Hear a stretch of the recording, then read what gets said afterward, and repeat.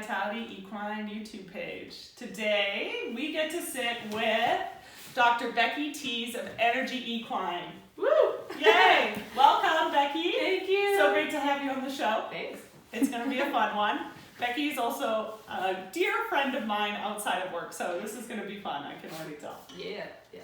Today we're going to talk about how you, as a horse owner and performance horse owner, can prep your athlete for spring and for the summer show season. So I wanted to bring you on, Becky, so that we could sit coffee beside Travis's succulent and talk about and give some tips and tricks to owners to see how they can prepare for the show season that's coming up. Yeah. Especially from a veterinary perspective. I kind of want to hear, what do you want from your clients? Yeah, I think it's important to think, like, what has your horse been doing all winter? Because obviously, you know, living in Canada, not all of us are blessed to have an indoor arena where we can keep our horses in. That's so true. You know, a good elevation of fitness. So, you know, obviously if your horse has been sitting out in the pasture all winter, that's going to look a lot different than a horse that's been inside. Yeah, totally.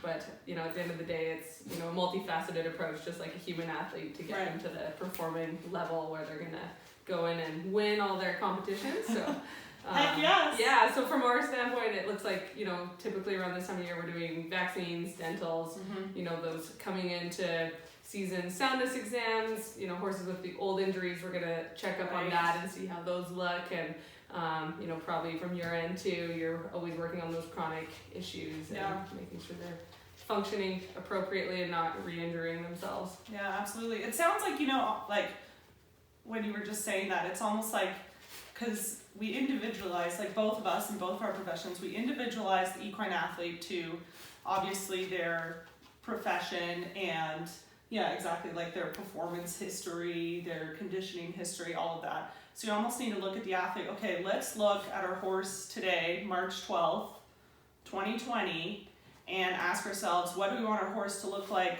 August 12th, 2020?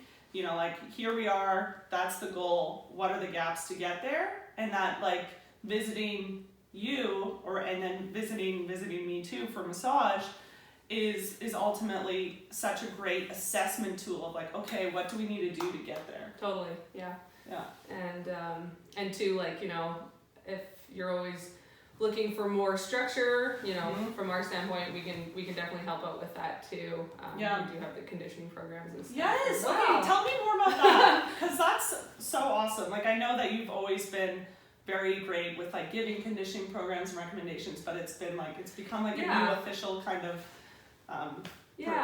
provision from Energy. I mean, I guess, like, from my standpoint, it depends on what kind of person you are and what kind of horse your horse is a little bit, but, like, I know, you know, from an athlete standpoint where, you know, I'm an athlete and I go into the gym and I like a lot of structure. I want to go in and know exactly what that looks like, you know, what I'm going to have to do to get to a certain performance level, and lots of times that can be overwhelming, like, you know, you don't always know where the gaps are and what that looks like. And so we have Megan here in clinic who went down to Tennessee and did the certified rehab program, and so she's able to put together a conditioning program based on your timeline, and it gives you a little more structure and takes the guesswork out, and she'll say, okay, we've got 90 days or 120 days to get to this level of performance, and she'll work with you. Awesome. And then obviously work with you guys as well to make sure that your horse can, you know, get there safely and comfortably and without breaking down on the way. So absolutely, because that's key too, because we get so excited. Like, I know for me, I'm a long distance runner, and I get super stoked. I'm like, okay, the snow's melting, it's a little less slippery, I can start running outside,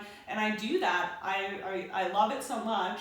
I start running every day, and then sure enough, my knee starts bothering me or whatever have you, and then now I can't even run, like, the marathon that I want to run in May or whatever. Yeah, and that happens to our horses too, and they just can't tell us, and a lot of times we just keep grinding on them, and that's where sometimes it's, you know, it's a little tricky from our end, because they'll come in and the horse has just been sitting, so obviously we're not going to see those things arise. So lots of times it's kind of like, well, maybe a little more strategic to either bring them back or bring them in after a month of work, and then you're going to start seeing the holes that we can fill in, sort of things. Right, totally. Okay, that's kind of neat too to think about, because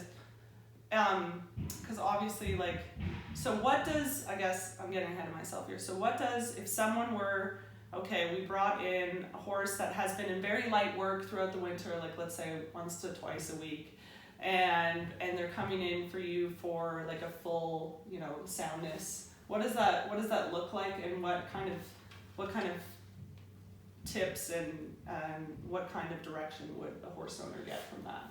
Yeah, like, so from my perspective, we're already looking sort of at the horse before you even show up. So I'm going, you know, if we've seen the horse before, I'm going back in the medical records and saying, okay, what was this horse doing last year, 2 years ago, 3 years ago?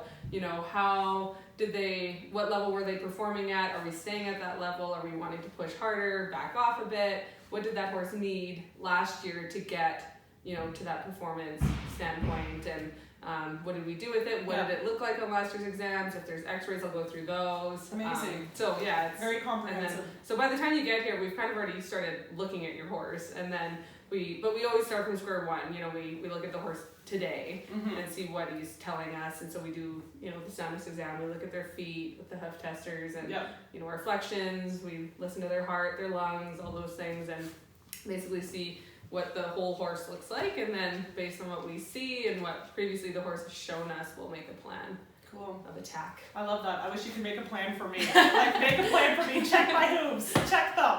Yeah, it's kind of, if you think about like Olympic athletes, that's sort of what their team does, right? Like, they've got the massage and the physiotherapists and the, you know, the doctors or sports medicine people, and it's a team approach together. So absolutely. Well, and do you find, like, obviously horse health and wellness has grown exponentially in the last 10 years. You know, owners are really bringing the team approach to their athletes, with not only with massage and physio and chiropractics, but also with their veterinary team, such as yourself. Do you find that there's been an increase in people who are doing more spring soundness checks and kind of getting that baseline data? Or how do you find it? I guess it's getting there, but it is interesting to see the correlation of the people that are winning are doing that versus the people that want to win but aren't doing that. I think that is kind of a major key to move the needle. Totally. For sure. Neat. Yeah. And then do you have like clients, you know, they get looked at springtime by you, and then continuously, like do you do a check-in mid-season, like in July, August? I mean, it depends on the horse, for sure, and like, you know, what they've got as far as, you know, what they need to stay strong and finish stronger. Yes, but that's Energy Equine. But definitely, hashtag. You know, our top performing, you know, athletes, like human and horse, like we, you know, have a really close relationship with them, and you know, I don't think that's by accident that's the case, and that they're doing so well. So there's a positive p-value there. Yeah. Well, they're so, like, you know, I guess for them, like, that's their job, right? And they're so switched on to their horse, and so, like, you know, I swear some of our trainers could go and be a lameness vet because they're so astute, and so lots of times we walk in and they've pretty much already diagnosed it, but it is, like, I mean, that close working relationship, and, you know, with you too, I'm sure it's the same, like, those people that are just 100% in, you know, bought in, that's gonna definitely make a difference. Yeah, that's so true. Yeah, I think about that with my clients that, you know, I show up and they're like, yeah, you know, we've really been having, you know, he's been cross cantering to the right, and we've been having issues here, and here, and I think it's, you know, this and this. I'm like, you're on the money. Go ahead, go massage. Yeah. I love that, but I love working with people like that. Yeah. Human medicine too, like, you know, an ounce of prevention is worth a pound of cure, right? Yeah. So if we can do a preventative or, you know, a minor fix before it becomes a major issue, it becomes a major fix, it might even end your season. Girl, I love that quote. What was it? An ounce of prevention. An ounce of prevention. It's worth a pound of cure.